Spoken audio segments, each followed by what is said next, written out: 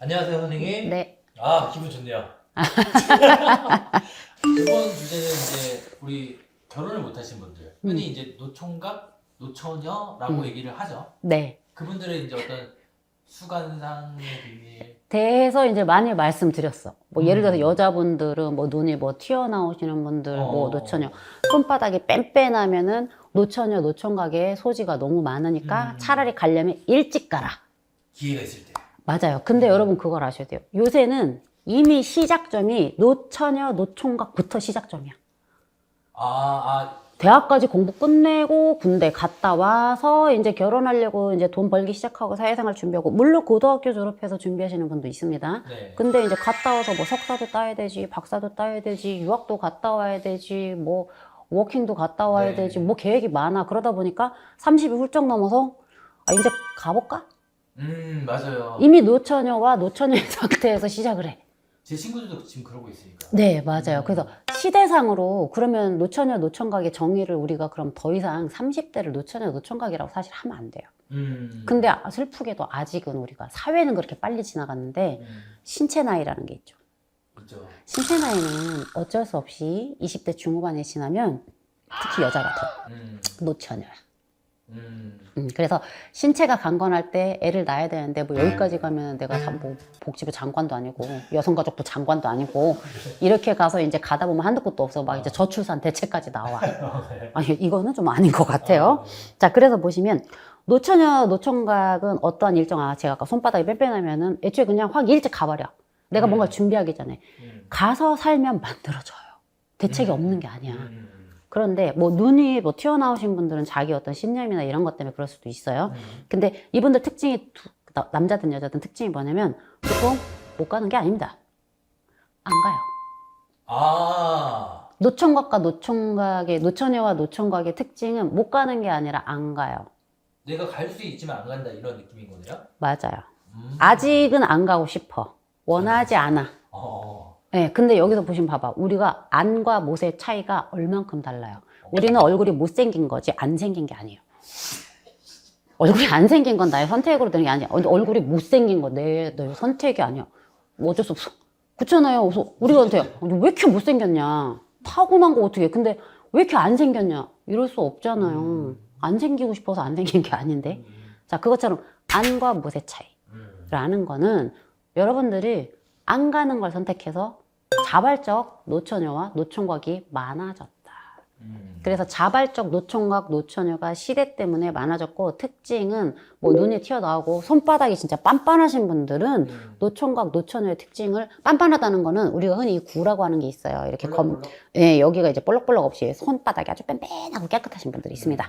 이런 분들 아니면 정말 이건 제가 말 안 했었는데, 이건 나도 벌어먹고 살아야 되는 나의 무기인데, 손금이 정말 이렇게 저처럼 심플한 거, 이런 뺀뺀한 건 당연한 건데 정말 어지럽게 되게 많으신 분들이 있어요. 근데 그 많다라는 기준이 여러분들은 구분이 안 가요. 그냥 구분이 안 가요. 자, 그래서 이런 분들 특징을 갖고 있는데, 근데 여러분들 생각을 해보세요. 제가 어차피 결혼 생각이 없는 게 아니라 빨리 가라고 하는 이유는, 안 가고 있다가 어느 순간 가야지라고 맘먹으면 그때는 여러분들한테 남은 기회는 영혼 결혼식밖에 없어. 이생에는 못 갈 확률이 높아. 여러분들한테 남은 기회는 가장 빠른 결혼식은 영혼 결혼식. 그 정도로 어려워. 그러니까 기회가 처음엔 자발적으로 안 갔지만 추후에는 이제 안 가는 거에서 못 가는 걸로. 잘 생각해봐요. 나 한 20대, 30대만 해도 그럭저럭 연애는 괜찮게 했는데, 나이가 이제 40대 올랑말랑 하면서 연애도 그닥 생각보다 쉽지가 않고 잘 안 돼. 연애한 지 한 7, 8년 됐어. 한 5, 6년 됐어. 한 10년 전에 연애한 것 같아. 여러분들 그 연애를 했다는 기준은 여러분들이 내가 만났었던 연인과 우리가 스킨십이라고 하죠. 뽀뽀를 하든 키스를 하든 마지막으로 한 게 언제예요?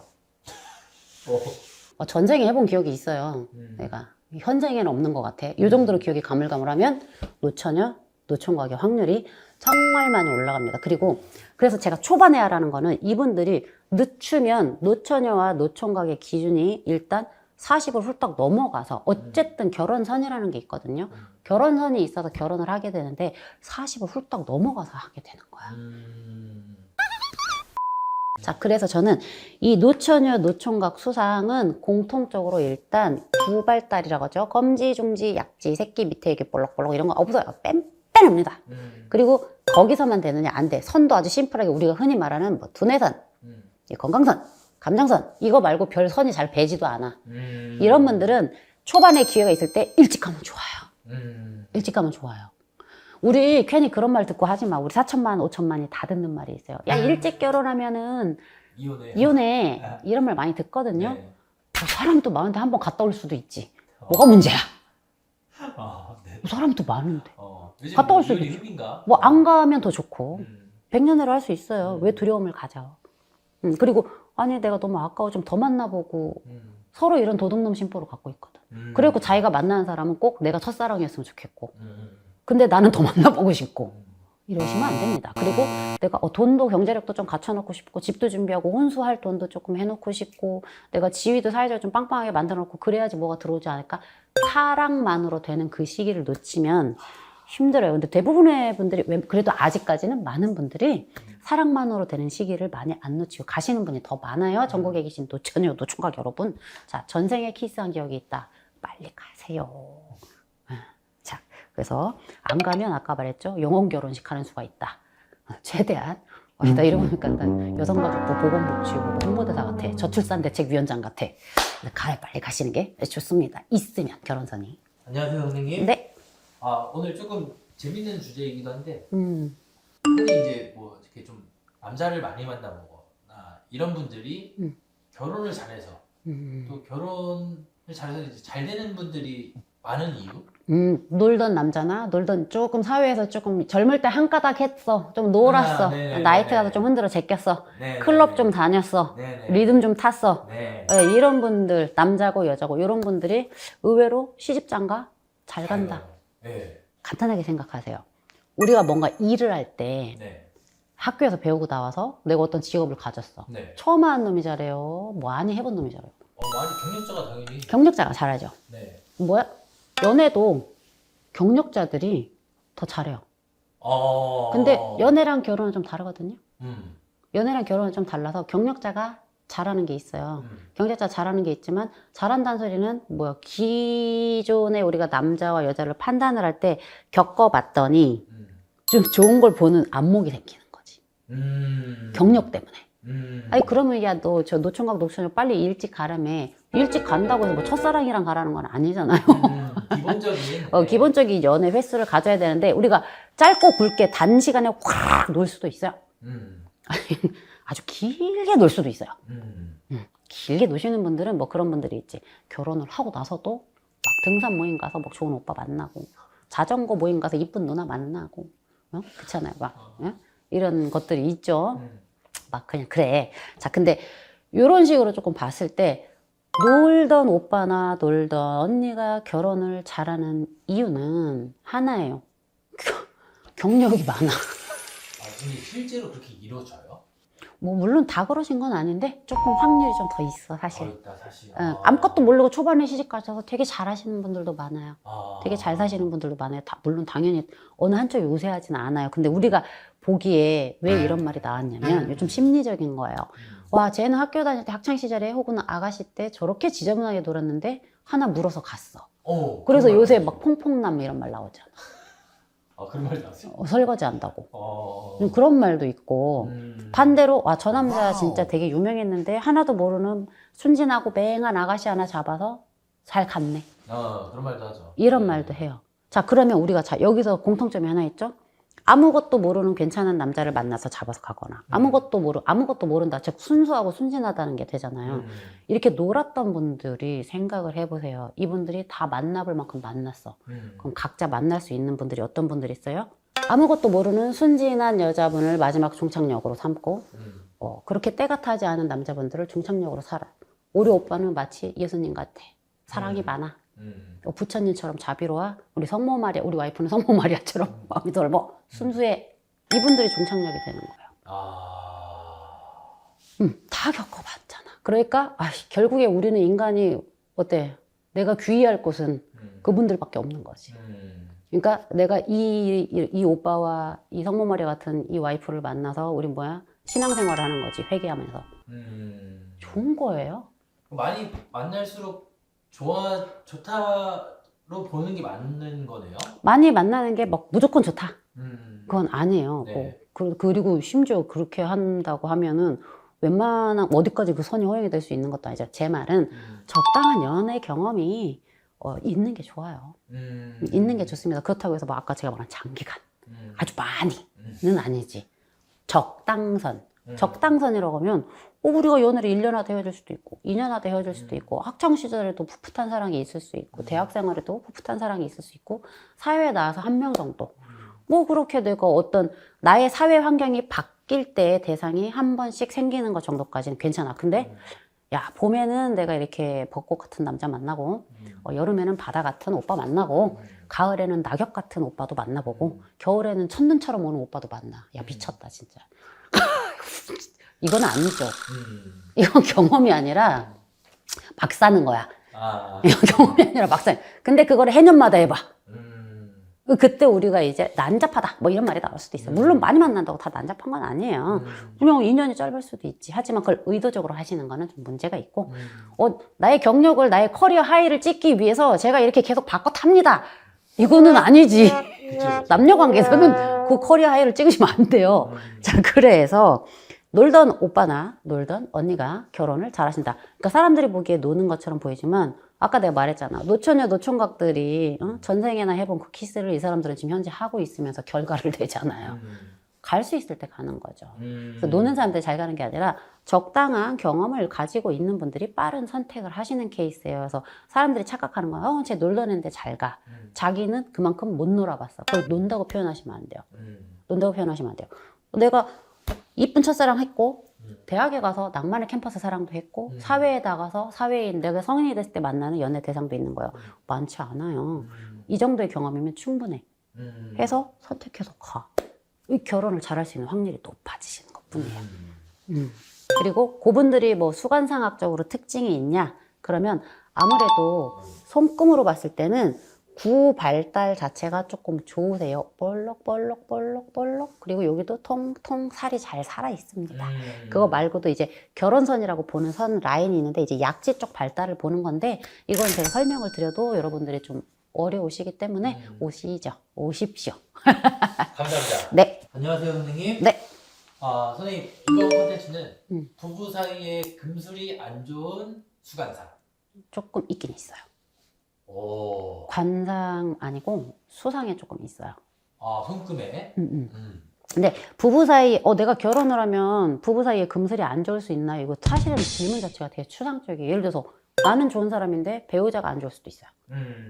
배우자는 좋은 사람인데 내가 나를 주체 못할 수도 있어요. 그쵸. 그리고 둘 다 안 좋은데 둘이 만났을 땐 괜찮을 수 있어요.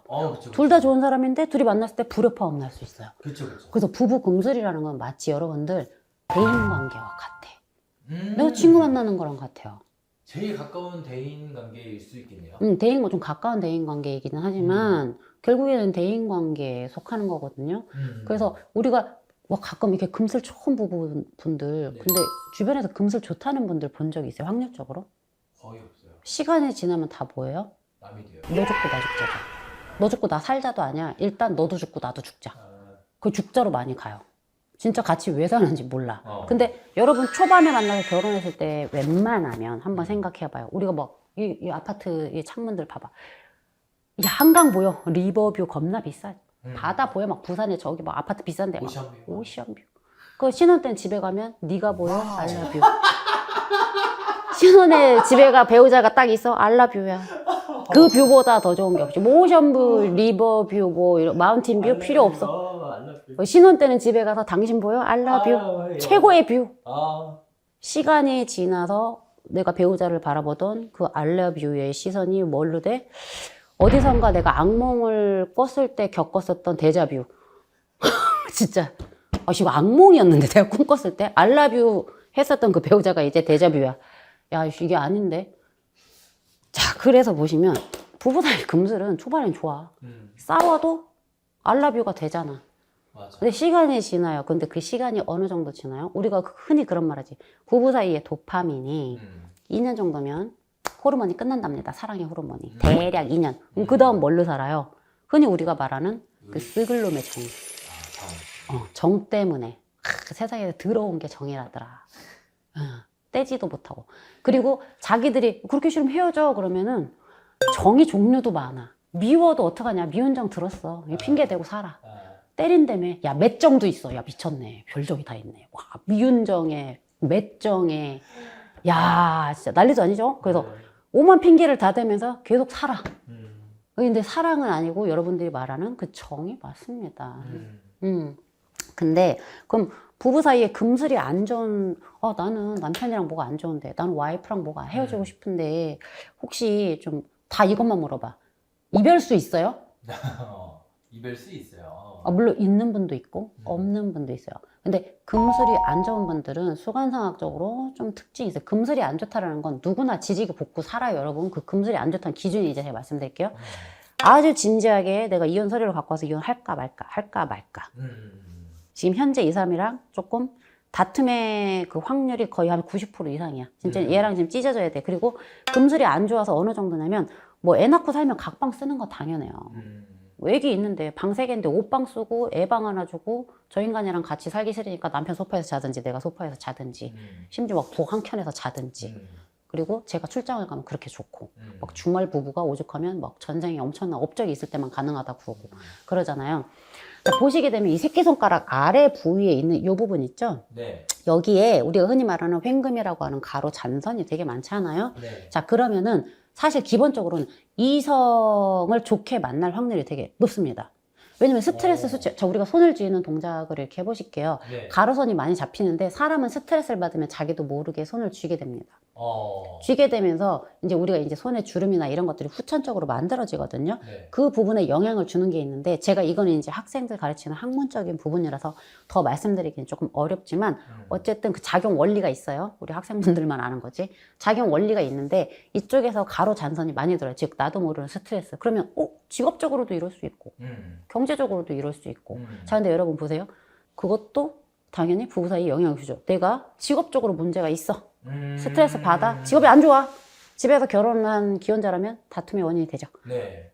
직업상 문제가 있으면 경제적 문제도 일어나거든요. 네. 즉 걔네들은 뭐예요? 결혼 생활, 이성관계, 배우자, 대인관계에 영향을 미친다라는 거죠. 심대한 영향을 끼치죠. 맞습니다. 그런 것들을 우리가 주변 환경과 여건이라고 해요. 그런 것들이 좋지 않게 발생을 하기 때문에 같이 발달을 하는 겁니다. 그래서 거기에 잔선 발달이 이미 많이 돼 있다는 거는 어렸을 때 연애 단계에서부터 그런 것들에 대한 좀 안 좋은 피드백이 많이 들어오신 분이에요. 근데 꼭 그것만 보고 판단하는 건 아니고 그 외에 여러 가지 요소가 있어요. 있지만 여러분들은 못 보니까 나만 볼 수 있잖아.